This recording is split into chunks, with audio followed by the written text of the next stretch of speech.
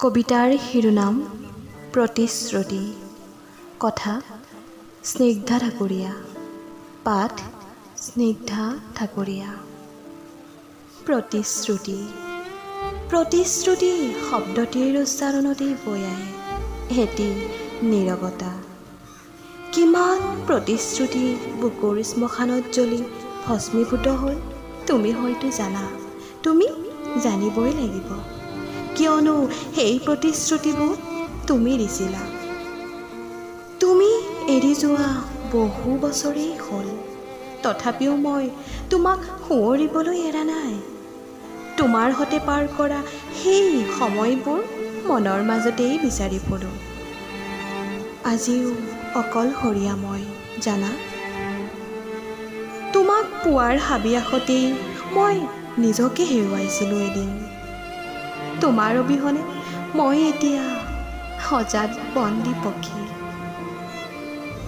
বন্দী হোৱা পক্ষীক যদি মুক্ত কৰি দিয়া হয়, তেতিয়াও হয়তো পক্ষীজনী ঘূৰিব নোৱাৰিব। ময়ো বৰ্তমান তেনেকুৱাই, মনৰ পৰা পংগু। চকুলো টুকি টুকি তুমি অবিহনে জীৱনৰ আওসী ৰাতি পাৰ কৰিছোঁ, তাৰ কোনো ঠিকনাই নাই। ভবাতো নাছিলোঁ তোমাৰ সঁহাৰি অবিহনে জীৱনটো পাৰ কৰিম বুলি। তুমি দিয়া সেই প্ৰতিশ্ৰুতিবোৰে সঁচাকৈ বৰ আমনি কৰে।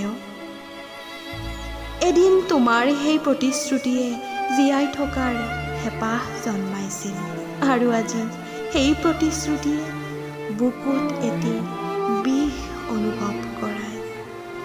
জীয়াই থাকিবলৈ কষ্ট হয় মোৰ। তোমাক যে মই সুধিবও নোৱাৰোঁ তোমাৰ সেই মিছা প্ৰতিশ্ৰুতিবোৰৰ কথা।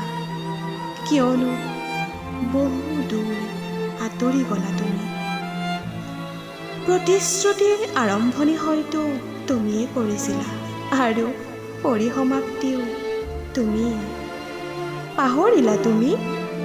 নাপাহৰোঁ মই তোমাৰ সেই মিছা প্ৰতিশ্ৰুতিবোৰৰ কথা। মনত ৰাখিম উৰেটো জীৱন।